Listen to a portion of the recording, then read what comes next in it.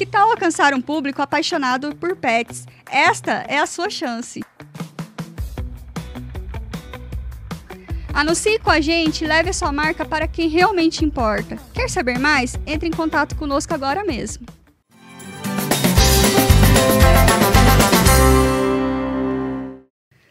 Olá pessoal, sejam bem-vindos a mais um episódio do nosso PetCast e hoje nós vamos falar de um tema muito importante, muito interessante, que é sobre os nossos pets, tanto cães como os gatos, que têm problemas intestinais, desde um vômito, uma diarreia ou até mesmo aquele famoso comer o cocô, que muitos cães fazem isso. E antes de qualquer coisa, já se inscreva no nosso canal, deixa um like, compartilha com o seu amigo, que eu tenho certeza que em alguma fase da vida do seu pet já aconteceu isso com ele ou vai acontecer. E para falar sobre isso, eu vou chamar a minha convidada aqui hoje, que é a Maria Eugênia. Muito obrigada por você ter aceitado o meu convite, por vir aqui hoje falar sobre esse assunto que, assim, que nem eu disse, né? Todo pet passa ou já passou por isso na vida. Exatamente. Obrigada, Silvia, pelo convite. Realmente, isso eventualmente vai acontecer em algum determinado momento. Muito obrigada pelo convite para falar desse assunto tão interessante. E falando um pouquinho sobre ela é médica veterinária, ela é residência em clínica médica de pequenos animais e pós-graduando em gastroenterologia veterinária. E antes de começar, antes de qualquer coisa, conta um pouquinho sobre você, conta como que você entrou na veterinária, conta um pouquinho da sua história para a gente conhecer. Então, a veterinária surgiu como um sonho de criança, né? Acredito como a grande maioria dos veterinários. Então, sempre foi um amor muito grande pelos animais que me levou a escolher unicamente essa profissão. Então, não havia outra possibilidade de outra coisa ser feita. Então, eu me formei pela Universidade Tuiuti do Paraná em 2022. Realizei o programa de aprimoramento em clínica médica no ano de 2023 a 2024. E, atualmente, agora eu ingressei na pós-graduação de gastroenterologia lá na UFAP de São Paulo. Legal. E você tem pet? Você já teve? Conta um pouquinho pra gente. Eu tenho um Dash, um salsicha de 18 anos que me acompanhou em toda essa trajetória. Então, eu tenho a sorte, assim, dele estar comigo em todas as etapas vividas na veterinária, desde a graduação até o TCC, até agora a pós-graduação, e ele sempre lá me acompanhando à noite, fazendo os trabalhos, escutando os ensaios de apresentações. E qual que é o nome do seu neném? É Maradona. Maradona. Porque ele é baixinho e gordinho. Daí baixinho é Maradona. E gordinho. É interessante, né? Eu adoro saber os nomes dos pets aqui, sabe? É uma coisa que eu acho muito legal, porque a gente... É a hora que a gente ousa. A gente cria. Exatamente. E... Fala um pouquinho pra gente o que é gastroenterologia veterinária. Explica pra gente. A gastroenterologia, ela é uma área de estudo em que a gente avalia todos os órgãos que participam do trato digestório dos animais, né? Então, ali desde o esôfago, o estômago, intestinos delgado e grosso, fígado, pâncreas, vesícula biliar. Então, são vários órgãos que participam de forma direta ou indireta desse processo digestivo. Legal, bacana. Então, começa desde a boca, né? E passa por toda a estrutura corpórea e vai até o rabo do seu animalzinho. Exatamente. E pra gente começar, já explica o que são problemas gastrointestinais. Conta pra gente um pouquinho sobre... Explica aí o que você acha que é importante a gente estar sabendo aqui, como tutor. Então, a gente pode observar diversos sinais clínicos que os cães com alterações gastrointestinais venham a apresentar. Então, por exemplo, iniciando pela cialorreia, salivação, né? Então, quando eles começam a babar, seja em fileiras ou acúmulos de baba, ou então, por exemplo, quando eles apresentam o hábito de lamber o focinho, né? Ou a gente fala movimento de mastigação de chicletes, que eles estão, por exemplo, deitadinhos e ficam mascando chicletes, assim. Todos esses que eu mencionei podem ser sinais de náusea, tá? Então, eles estão realizando isso, mostrando que tem algum incômodo ali, seja de estômago, de intestino mesmo, né? São sinais que mostram pra gente que o pet está nauseado, tá? Outra alteração que a gente vê é o vômito, né? Então, algumas pessoas têm o hábito de mencionar de forma errônea, né? Meu gatinho vomita, mas é só de vez em quando, é de forma esporádica, não tem problema. Na verdade, de forma alguma. Animais podem vomitar de forma esporádica e isso ser normal. Tem um professor que costuma brincar falando, você vomita esporadicamente? Isso é normal para você? Se você vomitasse, você buscaria um médico ou você acharia que isso está tudo bem e levaria a vida assim, né? Então, de forma nenhuma. Então, os vômitos, eles podem indicar para a gente desde um processo inflamatório agudo, algo pontual, como algo mais crônico ou até mesmo mais sério, como um câncer, né, gástrico ou intestinal. Outra alteração que os tutores relatam bastante para a gente em consultório são as flatulências, né? Então, os puns. Quando eles realizam de forma muito excessiva ou com odores muito fétidos, podem indicar para a gente, sim, alguma disbiose que estejam ocorrendo, ou então até alguma alteração na fermentação bacteriana, né? Em que a gente deva realmente investigar se está tudo certo, se está tendo alguma alteração relacionada a isso. Tá? Então, outro fator que eles podem apresentar para a gente, as próprias diarreias, né? Então, mesmo que sejam de forma mais indireta, né? Ou, por exemplo, só uma alteração ali de muco nas fezes, ou então uma diarreia mais volumosa mesmo, isso realmente é muito importante, não deve ser deixada passar batida, a gente realmente deve investigar para ver o que está acontecendo para estar gerando esse transtorno e essa diarreia propriamente dita, né? Outra alteração que os tutores têm muita dúvida, a fitofagia, então o hábito de comer planta, né, matinhos, na verdade, então comer grama. Realmente, quando isso é realizado de forma excessiva, de forma compulsória, pode indicar para a gente uma náusea, algum desconforto gastrointestinal em que o animal está indo buscar por um matinho para conseguir ter um alívio, né, de comportamento até mesmo instintivo deles. Outra alteração que eles têm muita dúvida, que você até havia mencionado antes, é a coprofagia, né? Então, o hábito de comer as fezes. Isso pode ali estar correlacionado desde uma má absorção, uma má digestão, ou então uma endoparasitose presente que esteja ocasionando isso também, até mesmo alterações comportamentais. Pode ser realmente um leque de possibilidades que a gente tem que estudar e descartando cada uma desse PET, né? Indica com certeza um distúrbio acontecendo que merece ser investigado, tá? Outra alteração que os tutores, alguns até observam em casa e nem se dão conta, né, de que é uma alteração propriamente dita, que é a posição de prece. Então, isso mostra que eles estão com desconforto abdominal tão grande que eles até poupam de colocá-lo no chão, de tamanha dor, né? Então, poupando ali região de abdômen médio, abdômen cranial, que antigamente a gente falava epigástrico e mesogástrico, né? Então, pode indicar pra gente um processo de pancreatite, um processo de uma inflamação intestinal muito severa, né? Que também deve ser investigado. E falando um pouco dessa questão dele comer a grama, né? Ele comeu e ele vomitou logo em seguida. O que isso quer dizer? O que significa? Então, justamente, ele pode estar passando por um processo de inflamação, alguma gastrite, alguma inflamação ali do intestino delgado, né? Ele come numa tentativa de buscar um alívio imediato, né? De comportamento instintivo mesmo, mas que está mascarando um processo que com certeza está acontecendo. Igual eu falei, não é comum que eles façam isso de forma compulsória, de forma obsessiva, que eles busquem, ele come e já vai buscar por um matinho, sabe? Faz parte da digestão dele. Não, com certeza não faz. Isso não faz nem parte da dieta dos animais, desses cães, de gatos, né? Não faz parte da dieta nutricional deles. Então, eles nem digerem, isso não faz parte de um processo natural, tá? Realmente é uma tentativa de alívio que eles buscam.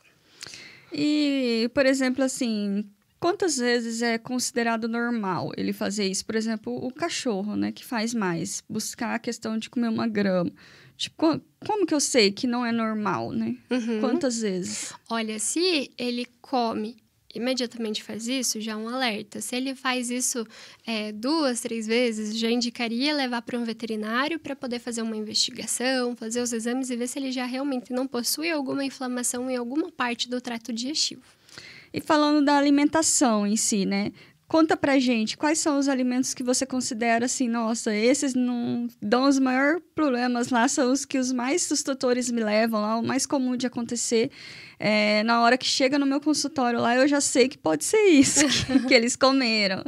Então, agora que a gente acabou de passar pela Páscoa, tem uma alteração muito comum que a gente vê pela ingestão de chocolate, né? Então, o chocolate, ele possui uma substância tóxica, que é a teobromina, que causa um distúrbio gastrointestinal muito importante. importante, né? Mas além do chocolate, tem a uva também, que alguns tutores não sabem, né? Ali no meio oferecendo frutinhas, acabam oferecendo a uva, extremamente tóxica, alho, cebola, consequentemente as nossas comidas temperadas, né? Então, pode fazer, assim, um distúrbio gastrointestinal muito importante. Até falando de plantas, né, que a gente tinha conversado antes, existem muitas plantas tóxicas que, apesar de não ter um valor nutricional propriamente dito, muitos animais vão buscar e comer, elas acabam ingerindo, né? Então, por exemplo, lírio, comigo ninguém pode, espada de São Jorge, azaleia, sagu de jardim, são plantas ornamentais que às vezes a gente tem de forma decorativa, né? E que se você tem um animal que tem o hábito de comer corpo estranho, que é inclusive outro sinal, né, outro alerta pra gente, e come uma dessas plantas, a gente tem alterações muito importantes, e não só do trato gastrointestinal, como alterações hepáticas, como alterações renais, dependendo do que for, né, de qual planta seja. Então, isso a gente sempre tem alterações em que esses pacientes muitas vezes precisam ficar internados, precisam de um suporte mais intensivo para recuperação. Então, aproveitando a deixa, falando da parte da alimentação, hoje em dia a gente tem um cenário muito bacana em que os tutores estão se interessando cada vez mais pela alimentação natural, o que é excelente, é uma coisa muito boa. Então, a gente já passou por várias transições de cenários de pets, né? Então, antigamente, tinha os animais que ficavam lá no fundo do quintal, que comiam o resto da comida, né? Depois, lá no início do século XX, a gente já teve a criação da ração propriamente dita enlatada, como um meio mais fácil de oferecer ali um alimento completo, de forma simplificada, em que estaria tudo composto ali no grão da ração, né? E hoje em dia, principalmente no cenário pós-pandêmico, a gente teve uma nova mudança, inclusive uma mudança muito boa, em que os pets passaram a ser parte da família, né? Então, ele é um filho do tutor, né? Ele realmente está dentro de casa e os tutores passaram a se questionar sobre, por exemplo, será que esse alimento, essa ração, essa mesma ração todos os dias é palatável? Será que eu poderia oferecer algum outro alimento para ele, como um agrado? Será que eu poderia oferecer algo mais saudável, com menos conservantes, por exemplo, né? E realmente, existem diversas possibilidades. A gente pode ofertar, inclusive, mix feeding, que é misturar ração seca com alimentação natural, ou só uma alimentação natural. O mais importante disso tudo é que isso seja feito com um nutrólogo veterinário, né? Então, com uma pessoa em que vá calcular certinho a quantidade de quilocaloria que esse animal precisa, quanto de carboidrato, quanto de proteína, fazer uma alimentação balanceada em que não vá faltar nada, porque esse é o principal risco de oferecer uma alimentação natural de forma aventureira, sabe? Às vezes a gente pensa, né, que está fazendo uma coisa legal, mas na verdade, por exemplo, a ração é um alimento completo, é um alimento em que vai ter garantia de todo suporte nutricional que o animal precisa.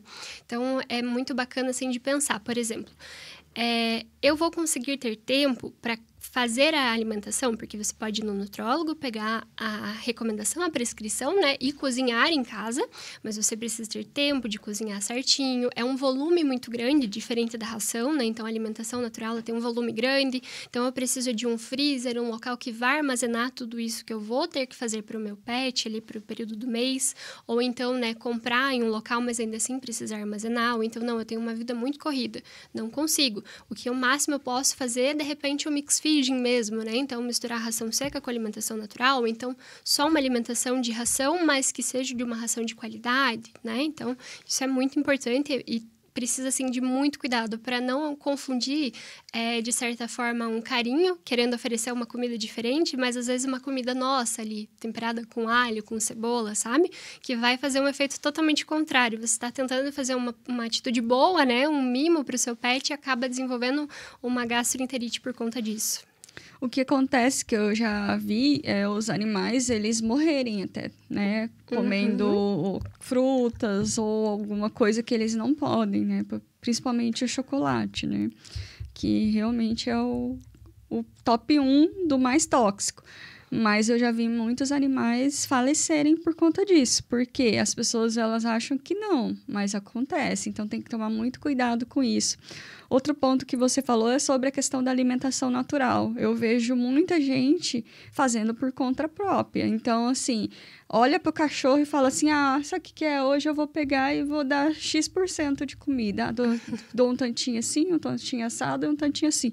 Porque até a ração, ela vem o tanto de de gramatura que você tem que dar para o seu pet durante o dia, pelo peso dele, pelo porte dele, enfim. Então, assim, tomar muito cuidado com essa questão de fornecer alimentação natural também, porque às vezes o barato sai caro, né? Exatamente. Então, eu vou trocar por alimentação natural porque é saudável, ok. Mas aí você não tá dando a quantidade correta, você não tá fazendo o acompanhamento, e aí seu pet vai e fica doente e você gasta 3 vezes mais. Então, ao invés de você tá dando o seu amor, você foi a doença pro seu pet, né?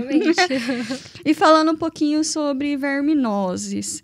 É muito comum o animal ele ter o verme e aí dá um problema gastrointestinal. Como é que funciona? Então, essa alteração realmente é muito comum. A gente ainda vê bastante pacientes com endoparasitoses, né? Seja ela toxocara, dipilidium. A gente pode ver também acometimentos de protozoários, como a isóspora, como a giardia, que é muito comum.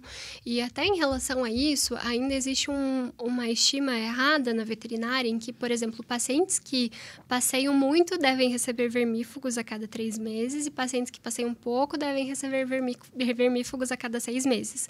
Na verdade, o vermífugo ele não possui ação preventiva. Ele possui ação imediata. O que isso quer dizer? Se o paciente ele toma o vermífugo hoje e ali 1 dia, 2 dias ele vai para uma chácara em que está muito contaminada com endoparasitas, ele vai contrair. Porque seria a mesma ideia de, por exemplo, tomar um antibiótico hoje para evitar que semana que vem você tenha uma infecção. Isso não existe. A gente toma um antibiótico quando está ali com um processo infeccioso bacteriano.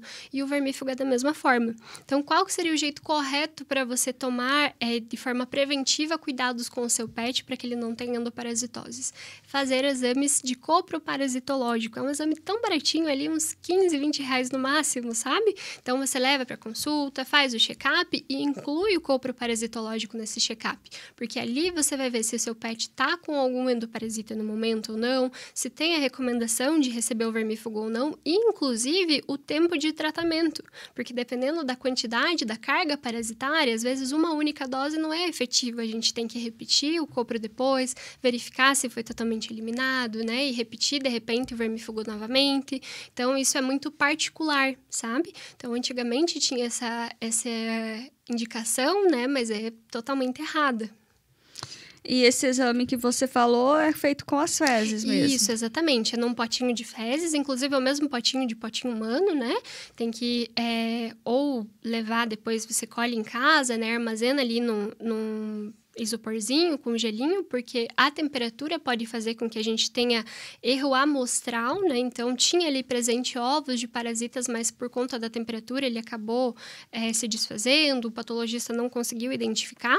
Então, levar ele o quanto mais fresco possível, dentre 1 a 2 horas depois de ter defecado, né? E sempre armazenadinho num ambiente mais gelado. Então, até alguns tutores, já teve um tutor que falou, olha, eu não consigo, porque o meu pet ele só defeca no período da noite, não tem como eu sair daqui de madrugada. Ele deixou ele internado para a gente conseguir colher as fezes para enviar cedo para o laboratório, sabe? Então, assim, tem que avaliar certinho qual seria os períodos de defecação, pegar esses potinhos de fezes que geralmente os hospitais, as clínicas já entregam para o tutor e colher e levar para o laboratório. E colhe assim que ele fizer, fica de olho lá. Isso, não tem problema ser com areia, com grama, essa também é uma dúvida, né? Nossa, mas como é que eu vou colher? Com o potinho mesmo, está na grama, na caixinha de areia de gato, colhe com tudo, o patologista consegue separar certinho depois, não tem problema. Bacana, interessante. Essa foi uma dica-chave, porque eu achei que você tinha que estar no ambiente ali extremamente limpo para colher, né? Mas até que faz sentido. Além desses sintomas que você já comentou com a gente, quais são outros, assim, físico e até mesmo, assim, de que você olha e fala assim, cara, não tá certo nesse gato ou nesse cachorro aqui. Então, alguns pacientes, por conta de problemas digestivos, de absorção, podem começar a apresentar perda de peso. Então, aquele paciente, por exemplo, polifágico, que come muito, tem um apetite muito grande, mas ele não engorda, ele só emagrece, muito pelo contrário, né? Você vê ele perdendo massa magra, massa gorda. Pacientes ali que começam a ter uma rarefação pilosa, uma pelagem mais opaca, porque eles não conseguem absorver os nutrientes necessários da comida, né? Tem algum problema de absorção, também é um sinal clínico. Outra alteração que a gente pode ver é exatamente o oposto disso, a obesidade. Pacientes ali com distúrbios endócrinos associados também podem apresentar alterações gastrointestinais importantes, né?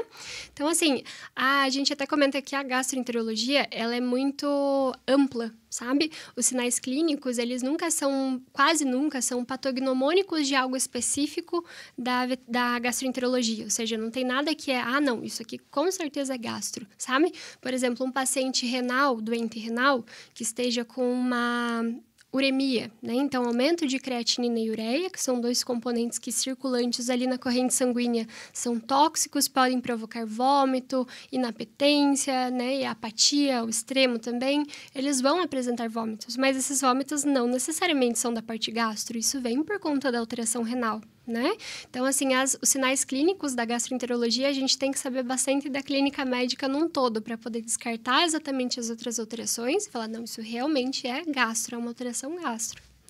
E sangue, assim, nas fezes, o que você considera? Assim, você fala assim, bom, é normal, não é? Por que acontece isso? Conta um pouquinho pra gente. O sangue nas fezes, eles podem vir decorrentes de inflamação, tanto no intestino delgado quanto no intestino grosso, pode ser por conta de úlceras intestinais, vômitos com sangue podem ser por úlceras também, depende muito do tipo do sangue. Então, se ele está mais escurecido, se ele está com melena, que vai indicar para a gente em qual porção, ou se é um sangue mais vivo, de repente, que veio da região de intestino grosso, sabe? Mas, com toda certeza, sangue nas fezes sempre indicam para a gente um distúrbio gastrointestinal associado. Você falou um pouco do muco, né? O muco, gente, é como se fosse... Vou explicar como leiga, né? É o que eu vejo. É o que eu vejo e que para mim faz muito sentido de correlação. É como se fosse catarro. Isso, é como se fosse uma gosminha, assim, né? Em volta das fezes. Ele é até amarelinho, assim, igualzinho. Isso. Um catarro mesmo, né? Por que isso acontece? É normal, não é? O que é? Não é normal. A porção final do intestino, ali na parte do intestino grosso, ele produz muco naturalmente, isso sim, para a gente conseguir ter evolução das fezes, ali do bolo fecal, né? Umedecer as fezes também para que ela passe, junto com o movimento peristáltico. Mas nas fezes, em específico, não é normal. Pode indicar para a gente um processo de colite, que é justamente inflamação do intestino grosso, né? Dessa parte que eu estava mencionando. As fezes normais, elas sempre têm que ser daquele jeito fisiológico que a gente chama. Então, são as fezes firminhas, com formato delimitado, na coloraçãozinha de marrom ali, um pouquinho mais escuro, não tão escuro, né? Até existe um score fecal, para quem esteja interessado. Não sei se tem alguém interessado além da gente maluco da gastro, né? Que vive com foto de cocô e tudo. Mas caso você tenha interesse, existe um score fecal na veterinária, em que a gente consegue avaliar certinho a coloração, a consistência, as possíveis alterações, né? Mas com certeza a presença de muco nas fezes de forma abundante, digamos assim, indica para a gente um processo inflamatório. E a questão dele ficar rodando, assim, falando de cachorro, né? Ele vai fazer o cocô, aí ele fica assim, rodando. Isso é o quê? É normal ou não também? Olha, geralmente sim. Geralmente eles ensaiam bastante, né? Para fazer essa posição para defecar. O que tem que reparar muito é se eles não apresentam tenesmo, que é dor para defecar, né? Se eles ficam ali na posição, começa a ver que eles estão fazendo gemidinhos, né, de desconforto, então vai defecar, começa a reclamar, não defeca, ou então pinga uma gosma de muco, né, e vai para outro lugar. Então, isso pode indicar pra gente dor, um processo inflamatório, mas geralmente cães, eles fazem isso mesmo, de ficar ali muito na posição até defecar. O importante é que essas fezes saiam de forma fluida, de forma rápida e não tenham alteração no aspecto fecal, disso que eu mencionei do score fecal. Porque os cães, eles também ficam constipados, né? Eles também ficam com o intestino preso.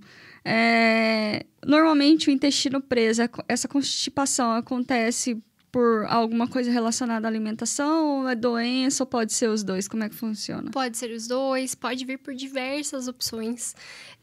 Pode ser desde obesidade, desde dieta administrada de forma errada, uma dieta não equilibrada, com uma quantidade de fibra correta, falta de ingestão hídrica, lesão em coluna. Alguns pacientes acabam lesionando ali a coluna na parte final e acabam tendo dificuldade para defecar por conta disso.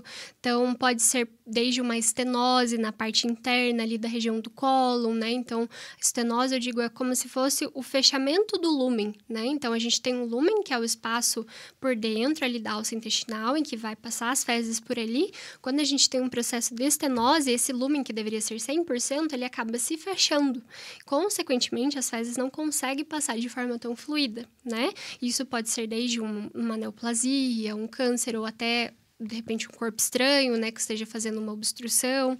Então, a constipação, ela é bem ampla, sabe? A gente precisa fazer uma investigação bem correta. E falando de exames, assim, você já que falou alguns que é bacana, o doutor tá fazendo. Quais são os outros, assim, que você indica? Que você fala assim, olha, esse aqui é bem legal de você fazer para saber se seu pet tá ok. Seja de check-up, quando o pet não apresenta nada, ou até mesmo se ele tiver já um estágio, né, mais avançado aí. Então, os exames, como eu mencionei, como na gastroenterologia a gente tem bastante alterações que podem ser de diversos sistemas, a gente acaba precisando de um leque grande de exames também. Então, exames hematológicos ali que contemplem o hemograma, bioquímica sérica, né, que mostre lesão, função hepática, enzimas avaliadoras renais, albumina, bilirrubinas, né, um exame de hemograma completo com uma bioquímica completa também. Ultrassonografia abdominal nos ajuda muito como um exame de triagem, né? Não é o exame mais sensível que a gente tem ali na parte gastro, né? Mas também é um exame de triagem muito bom. Também é solicitado bastante radiografias com contraste, tomografia, que já é um exame mais sensível, endoscopias alta e baixa, né? Que são excelentes para a gente conseguir ter uma avaliação mais precisa dali do trato gastrointestinal. Até em humanos, né, se você falar para o médico que você está com gastrite, ele dificilmente vai te prescrever, vai te solicitar um exame de ultrassonografia abdominal. Isso não existe, é direto para endoscopia. Então, em gatos, em cães, né, a gente também tem uma preferência, mas a gente já não usa de triagem como na medicina humana, né? Geralmente a gente solicita ecografia abdominal, mas são exames muito bons para a gente também. O coproparasitológico, propriamente dito. Também tem um exame chamado índice de disbiose, que consegue mostrar para a gente justamente se o animal apresenta uma disbiose ou não. PCRs, né, que daí depende da investigação, da sua suspeita diagnóstica, também são muito bons para a gente. Então, é um leque muito grande, sabe? Urinálise, a gente acaba precisando de quase todos os exames, dependendo da sua suspeita. Então, conforme você vai fazendo, você vai afunilando, né? Vai, não, isso daqui não vai ser necessário, mas esse exame vai. Agora, para check-up, eu indicaria para os tutores sempre solicitar ali um exame hematológico, que tenha bioquímica e hemograma, uma ecografia abdominal, sabe? Se tem, por exemplo, alguma alteração de trato respiratório, uma radiografia também, para ver se está tudo certo, principalmente pacientes ali na etapa de senilidade, né? Pacientes senis, que a gente vai tendo com o passar do tempo a degeneração dos órgãos e é natural, né? Então, é sempre importante fazer esses check-ups. E lá no consultório, no dia a dia, quem que tem mais problemas intestinais? Gato ou cachorro?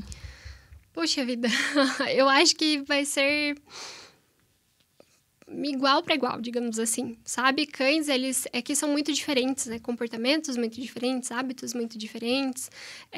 Cães, eles têm muito hábito de comer coisas que sejam brinquedos, exatamente. Gato já não é tanto assim, mas por contrapartida, gatos gostam de uma cordinha, faz um corpo estranho linear melhor do que ninguém.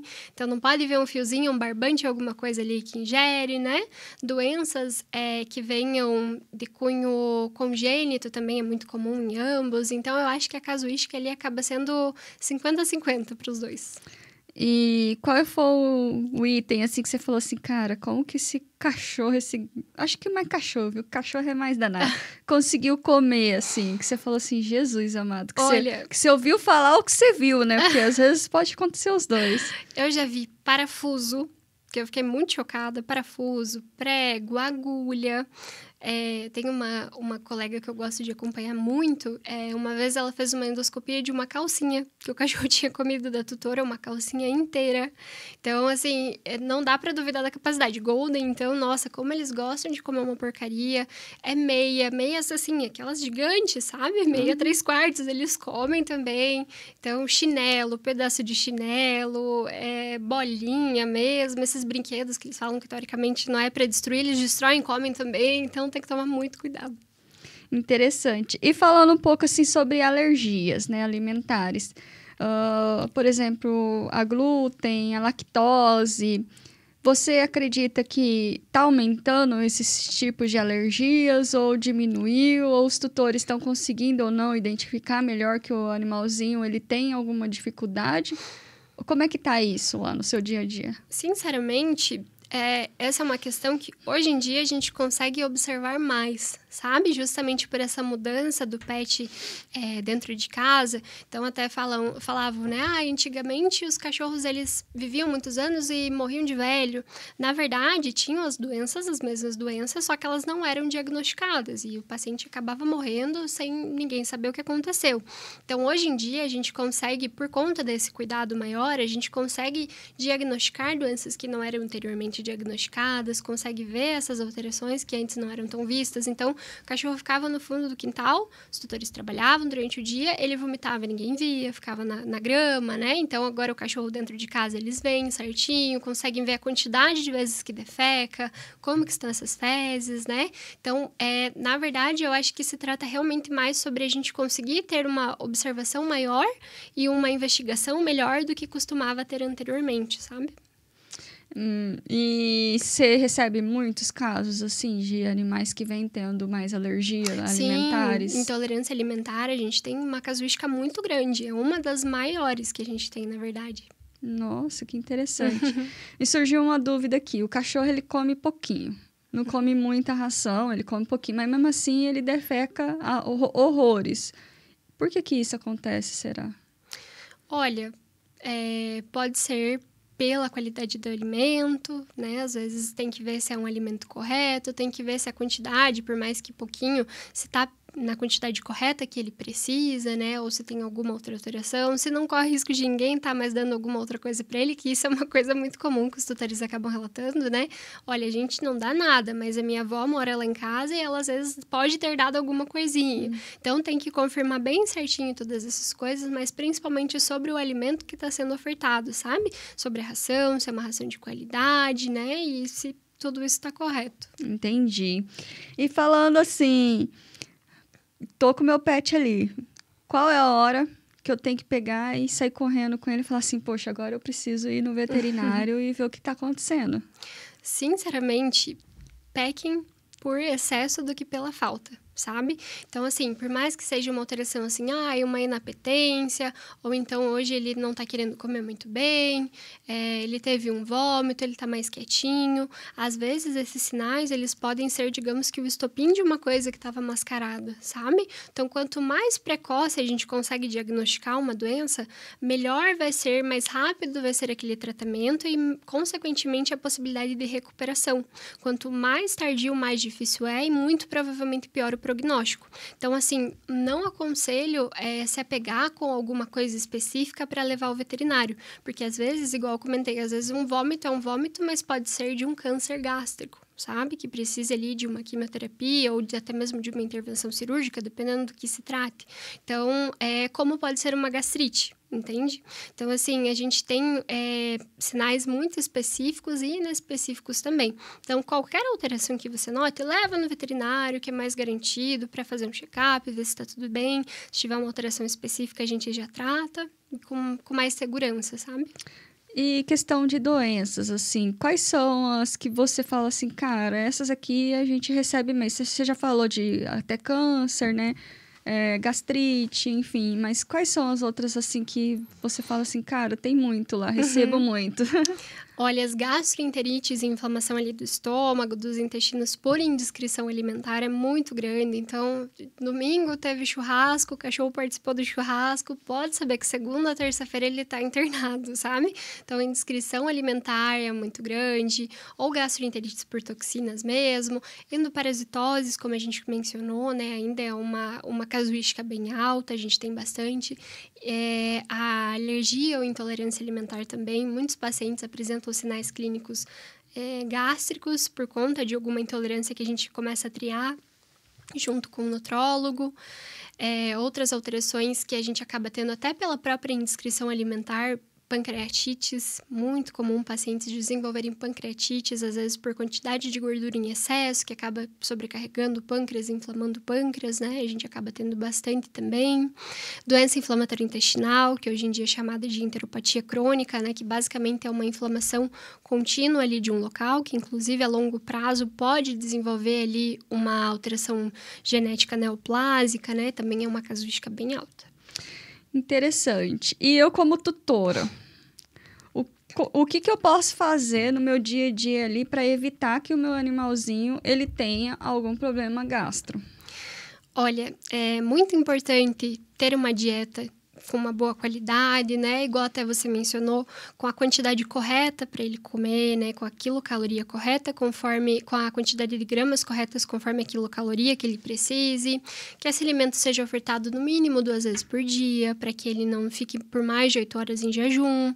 É bem importante isso também. Exercícios são muito bons, tanto para a parte mental, quanto para a parte física, até para o próprio peristaltismo do pet, é bem importante, bem bacana. Outro fator muito importante que a gente até conversou antes é fazer esses check-ups, né? Levar o pet para o veterinário, para você saber justamente se ele precisa ali de um vermífugo ou não, fazer a imunização com vacinações no período correto também, né? Mais do que ter ali uma carteirinha cheia de adesivos, é você saber quando realmente precisa. Hoje em dia a gente tem testes de titulação de anticorpos que mostram pra gente que aquele período de vacina ainda dura, por mais que já tenha dado mais um ano, né? Então, ter sempre um atendimento personalizado, ter esses cuidados com o pet é muito importante. Falando do comedouro, né? Do bebedouro, né? Uhum. Eu já vi gente que dá no de plástico e gente que dá no de metal, né? Uhum. Tem essas duas diferenças. E já ouvi a respeito de que um é bom, o outro não é. Mas também tem a questão de higienização, de troca de água. Como que isso interfere ali no problema gástrico do animal? Uhum. Olha, isso é precorizado sempre, né? Você ter uma boa higiene ali com os itens que eles vão comer, que eles vão beber. A mesma coisa que pensar de tomar uma água velha, uma água contaminada, com certeza você vai ter um risco de contrair alguma coisa, né? Que vai fazer alguma alteração gastrointestinal, não só gastrointestinal, né? Como um todo também. Em relação aos comedouros, é muito importante, de repente, procurar um comedouro elevado, dependendo do tamanho do seu pet, né? Para que ele não tenha que ficar se abaixando, ter essa alteração anatômica para conseguir comer. E sobre plástico, né? Ou metal, acrílico, enfim, é bastante mencionado, principalmente para gatinhos, né? Que às vezes acabam até fazendo acne felino no queixinho por conta do contato com plásticos, potinhos de plástico. Então, de repente, priorizar mesmo um potinho, talvez de metal ou até de vidro, em que não corra risco dele se acidentar e que se encaixe com o seu pet, né? Ver se não é um pet estabanado, né? Um pet de porte grande que acabe batendo, derrubando, quebrando. Mas, com certeza, a higiene, independente de qual dos potes ou do que, da cama, do ambiente, de tudo, né? A gente sempre tem que tomar muito cuidado com a higienização. Essa acne que você falou é quando aqui, né, fica tudo pretinho, assim. Isso. É como se ele tivesse um monte de pontinho pretinho, assim, como se ele tivesse sujo mesmo, né? Isso, exatamente. Eu já vi gato com isso, né? Uhum. Nunca tive gato que teve, mas eu sei que é muito comum, Sim. Acontece muito. E às vezes é pelo potinho. Nossa, que interessante. E agora vamos para um quadro aqui rápido, de mitos ou verdades, tá? Leite é bom para pets com o intestino preso? Não, até a gente falou a constipação, é mito, com certeza. Dependendo do que for da constipação, só vai piorar muito o quadro promovendo uma diarreia com leite, né? Então, não pode. Diarreia pode passar sozinha ou é só esperar? Não, nem de jeito nenhum. Depende da causa da diarreia, a gente pode ter alterações severas, até um choque hipovolêmico que realmente leve a óbito se o paciente não tem suporte de hidratação, né, de eletrólitos por conta da diarreia. Animais que comem ração premium nunca têm problemas intestinais? Não, mito. Infelizmente, uma coisa não está relacionada com a outra. Pode ter ainda assim. O que é ração premium, tá, gente? É aquela ração top que você vai lá no mercado e paga mais caro, porque ela vai ter uma qualidade melhor, nutrientes, enfim, uma fabricação, uma marca, às vezes, que já é reconhecida no mercado, né? Protetores gástricos humanos podem ser usados em pets? Muita gente acha que diarreia só se resolve com antibiótico. Ah, não, isso não. O protetor gástrico, sim, a gente usa os mesmos princípios ativos, só que em miligramagens diferentes, né? Em momentos diferentes, situações diferentes. E, nossa, antibiótico para diarreia é um problema muito sério que a gente tem, que a gente luta hoje em dia demais, assim, até com alguns colegas que insistem em tratar dessa forma. Não necessariamente vai precisar, na verdade, muito dificilmente vai precisar de antibiótico para uma diarreia. Inclusive, a gente tem até algumas medicações, alguns antibióticos que têm nomes que sugerem o uso para determinadas doenças, como a giardia, por exemplo, sendo que são coisas completamente diferentes, né? A giardia é até um protozoário, não faz nem sentido você tratar um protozoário com um antibiótico, né? E hoje em dia a gente tem até estudos que mostram o quanto a desbiose do animal piora por conta do uso do antibiótico em um momento indevido, né? Sem a indicação. Então, não. Falando um pouquinho sobre a diferença, né? Eu tenho o pré-biótico e o probiótico. Quais são as diferenças desses? E tem uma coisa, né? Tipo, existem a farmácia humano e também existem o que são próprios de pet shop, veterinário. Indifere, tanto faz um dos dois ou tem que ser meio que específico? Uhum. É preferível específico, sim, por conta da quantidade, né? Então, se você vê, na verdade, algum de farmácia humana que tenha uma quantidade de unidade formadora de colônias de probióticos, de bactérias benéficas, digamos assim, né? Aí tudo bem, pode usar, mas tem que sempre verificar isso, se não tem outros componentes inclusos. Em relação aos pré-bióticos, digamos que eles são o substrato, ou seja, o alimento da bactéria propriamente dita, e o probiótico seria a bactéria propriamente dita, bactérias benéficas que agem ali no trato gastrointestinal. Ah, e tem mais algum outro mito aí que você quer desmistificar aqui agora? Eu acho que a gente falou de quase todos hoje, que eu me lembro quase todos. Então, bacana. E antes de qualquer coisa, conta uma história assim que te marcou muito, que você fala assim, gente, esse foi diferenciado lá. Pode ser de qualquer situação, assim, que você acha interessante falar. Conta um pouquinho aí pra gente dessa história. Olha, foi um paciente que eu atendi lá na residência. Inclusive, foi assim quando eu tive certeza que eu gostaria de seguir na gastro. É um paciente que veio com a gente com queixa de diarreia há 2 anos. 2 anos, todos os dias ele defecava diarreia pura. Sim, eu fiquei com muita pena dele. Polifágico, comia em excesso, porque o que ele comia ele não conseguia absorver, né, propriamente dito. Era um paciente que, no fim, resumindo, ele tinha uma intolerância alimentar responsiva à dieta, a gente trocou a dieta dele, fizemos biópsias intestinais, né, e conseguimos chegar no diagnóstico que realmente ele estava passando por um processo inflamatório bem importante e crônico, mas era responsivo à dieta. A gente trocou a dieta, fez a suplementação da vitamina B12, que estava diminuída, até por conta de todo esse histórico dele, e hoje em dia ele está super bem, segue super pleno, só com a troca de dieta já foi totalmente responsivo, e assim, outra vida, é um cachorro ativo, é um cachorro feliz, é um cachorro com a pelagem bonita, que mudou a vida completamente, 2 anos tendo diarreia. Nossa, era uma coisa assim...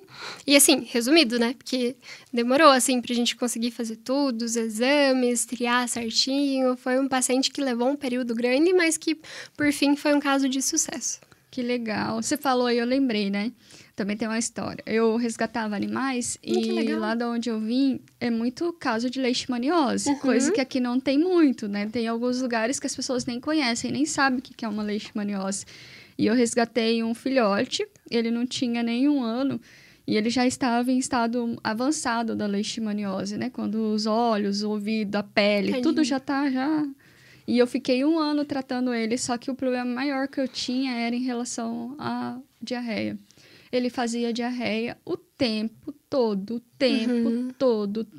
mas ele tomava remédio muito forte, né? A gente teve que dar muitos remédios, assim, para ele. E aí começou a afetar tudo ele, ainda por cima a gente descobriu que ele tinha uma doença degenerativa, porque ele começou a ficar todo, se entortar inteirinho, sabe? Então, assim, às vezes você tem uma doença, você vai tratar aquela doença, você começa a dar remédios tão fortes pro animal, que daí afeta rim, fígado, todo o órgão dele, o trato dele. Então, assim, cara, era uma dó, eu tinha muita dó dele. Infelizmente, a gente teve que optar, né, em finalizar a vida dele, porque não dava mais, a doença era degenerativa, ele tava... Sabe quando... Juro pra você, quando o animalzinho, ele começa a se entortar inteirinho, assim, as perninhas dele e tal. Foi uma decisão muito difícil, mas mas não tinha mais o que fazer, sabe? Nunca sarava as feridas nele, o corpo dele inteirinho.